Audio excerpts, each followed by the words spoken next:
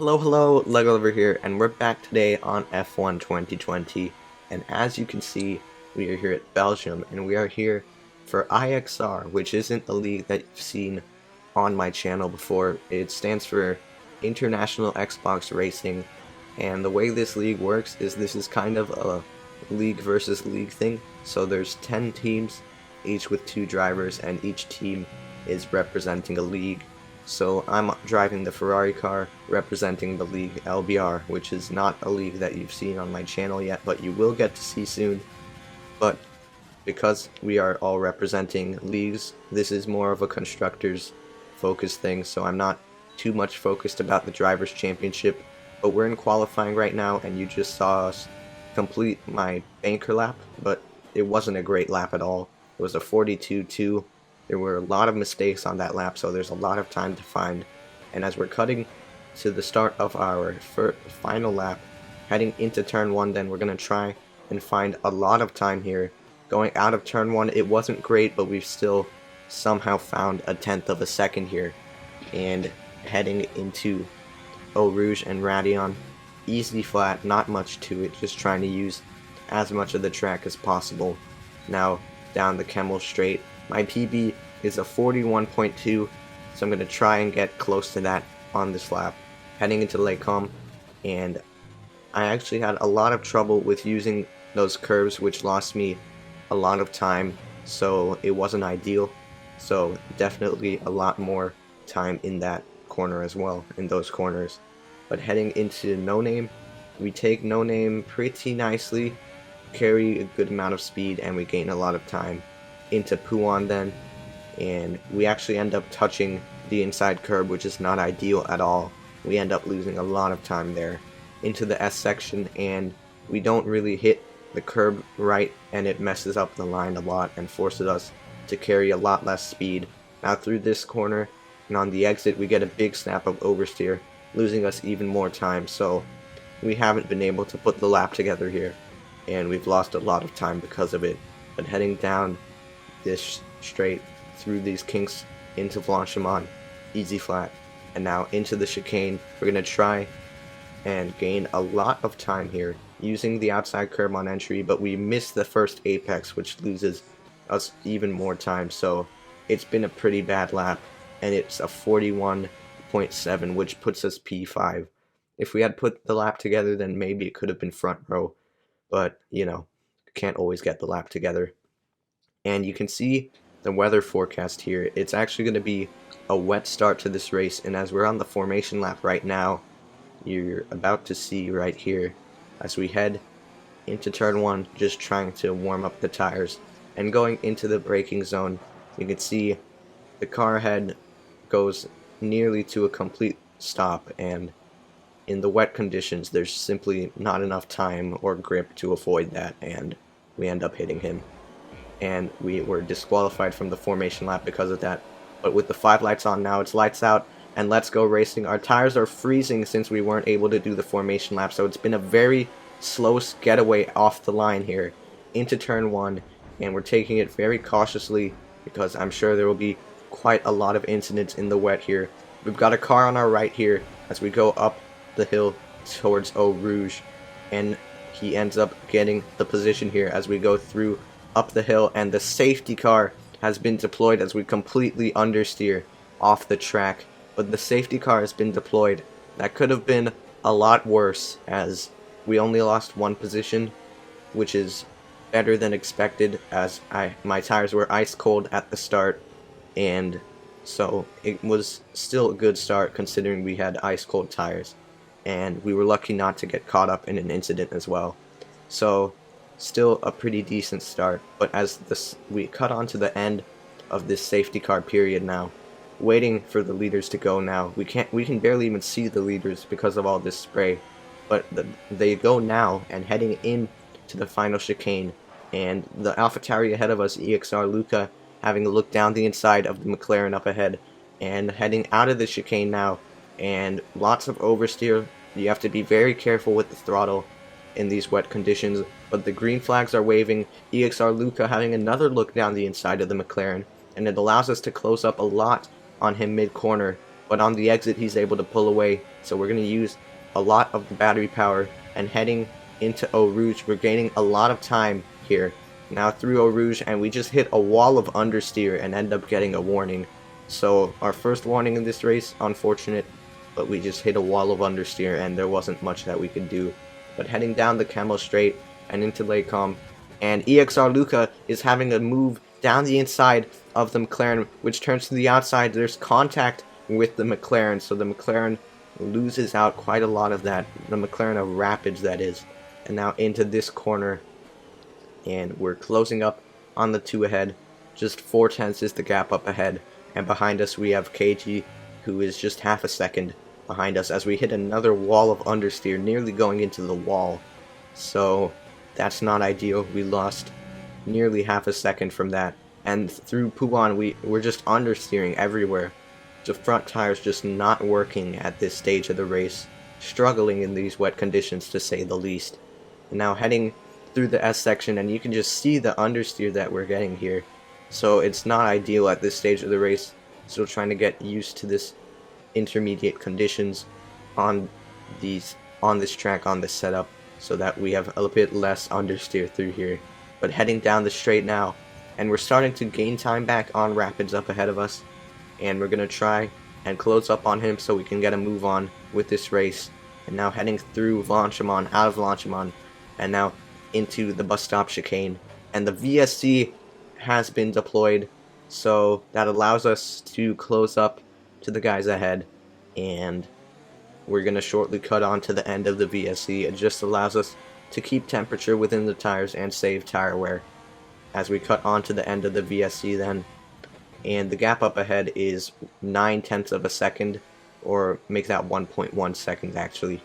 And now heading through this right-hander, and we're just understeering, still just struggling to find that grip in the front tires, which is losing us a lot of time at this stage of the race. You can see again, just understeer every single corner, and we gotta try and minimize that understeer, or else we'll just constantly be losing time.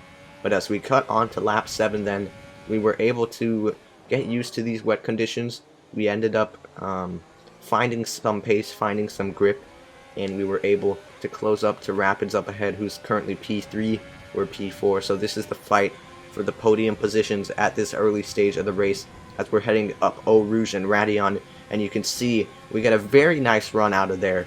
It becomes actually quite a challenging corner in the wet, so if you can get it right, you gain a lot of time. And going into Lake Com, we set a purple first sector, and we get the move done on Rapids. So now we're going to try and close up on the 2 up ahead, who are HSR Porky and EXR Luca. HSR Porky having a 5-second time penalty, so he might have to serve that in the pit lane, as the safety car has been deployed once again on lap 8 of this race. So a big changing factor here, as we're all gonna bunch up once again. The entire field is gonna bunch up once again, and it's still not time for dry tires. As you can see, still plenty of rain falling on the track and plenty of water on the track itself. So we're gonna stay out on these intermediate tires, and we're just gonna try and keep temperature in them. But as we cut onto the end of this safety car period, and EXR Luca actually decided to make a pit stop, and you can see we struggled to get temperature into these tires. It's very difficult to do that in the wet conditions. So on this restart, we're going to be on the back foot, and Rapids goes for a move down the inside, which was very unexpected, so it compromised my line, and now we've lost a lot of time to Porky up ahead. Nearly a second, or just over a second, is the gap to Porky, as we just about keep the position from Rapids behind us. So now we're going to have to try and make up lost ground to Porky up ahead of us after a pretty shocking restart. Now heading through Eau Rouge and Radeon, and we take it pretty nicely, and you can see that we're gaining so much time because of it. Already you can notice that the track conditions are getting better and better as there's less rain falling on the track at this stage of the race. Now heading through Lake Com and just closing in the gap ever so slightly, just trying to find grip and pace. It's all about building up the confidence in these wet conditions. But as we cut on to the end, of lap 11 here, we have managed to close up to Porky up ahead of us. Our teammate Mince is behind us, and he's P3 just 3/10 behind. So maybe we can do a bit of teamwork here to try and get us both past Porky up ahead. So now heading into Eau Rouge, going up the hill, and now through Radion, and Porky gets all out of shape through there, but so do we. And look at our teammate behind us. He's gotten a great run, so we're going to let him go through, and maybe he can go for a move on Porky. Heading into Lacom, and he's not close enough to go for that move. And now we're all three very close to each other. It's a three-way battle for the lead here as we're heading out of this right-hander into this downhill hairpin type corner. And we're all still very close, just half a second, or well, now 7/10 is the gap to Mince up ahead of us. And now heading down the hill and into Puan, and we're just trying to stick with them here. It's very hard to follow a car, especially with the dirty air and especially in the wet conditions. But you can see here that the track is getting better and better. There's less and less rainfall on the track, and it all seems to just be standing water at this stage of the race, if not then some light drizzling. But the track is getting better and better, the conditions getting better and better here, and soon enough it will be time for the dry tires as we're heading down this straight and through these two left-hand kinks and into the bus stop chicane. Look at how close the two up ahead are into the bus stop, and our teammate has a look down the inside, but he isn't able to make a move work. But Porky's made a mistake and gone deep, and that allows Mince to close up, and he's gonna get the position. And now heading down the start-finish straight and heading into La Source, and they're still side by side going at it here. So Porky's been forced onto the curb, which will surely force him to get a much worse exit.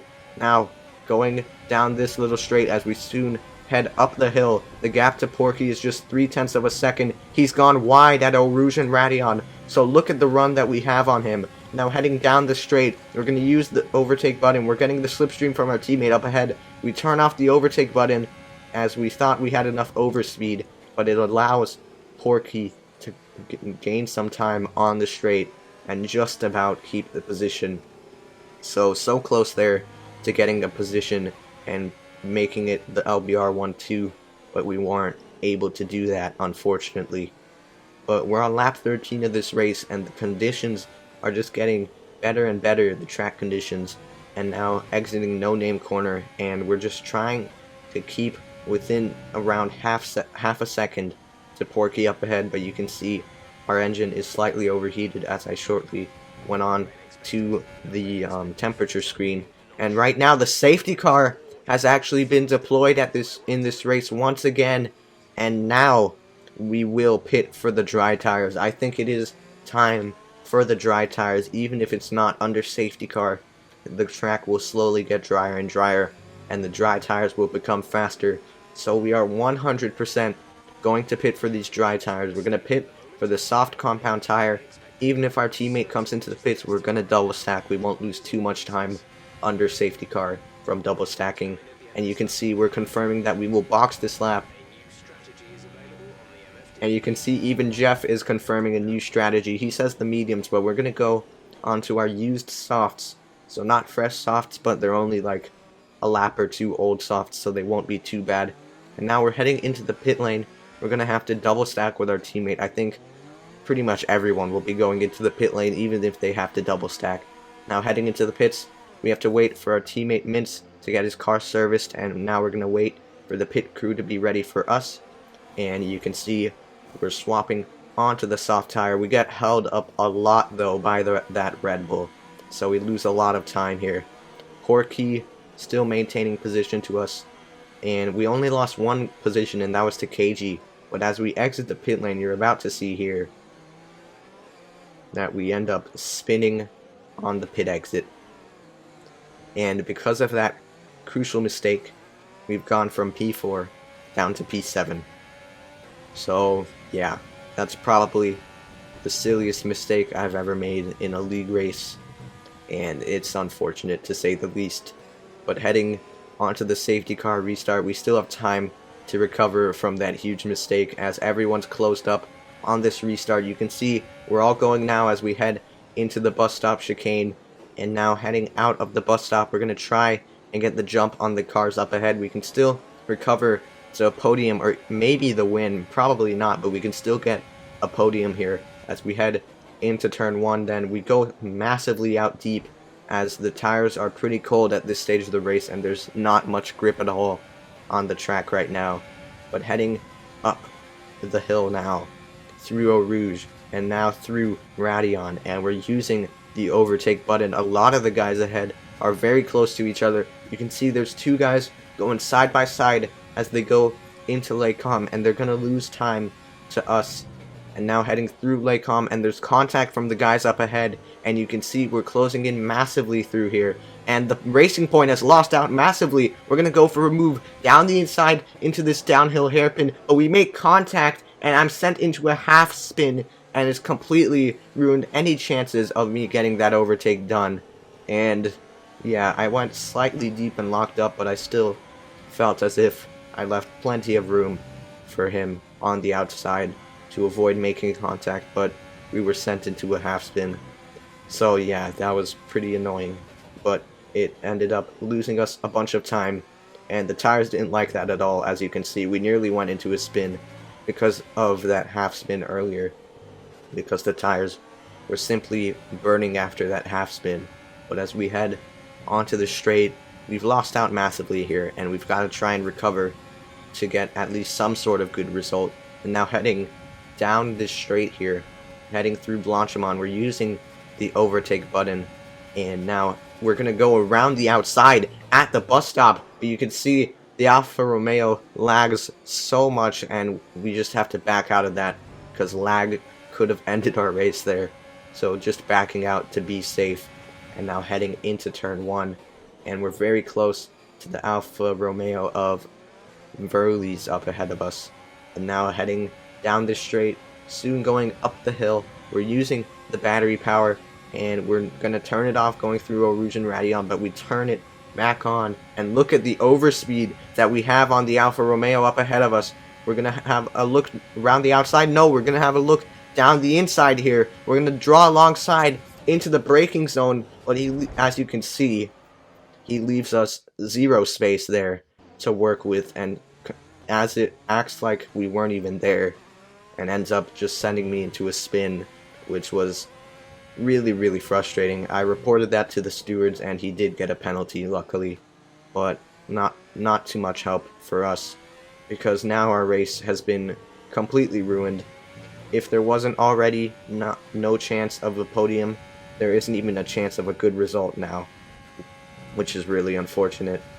So now we just have to do 5 or 6 laps completely alone, and as we cut on to lap 20, the Alfa Romeo ends up spinning off, so I guess that's kind of karma, I guess, but not too much help of our race.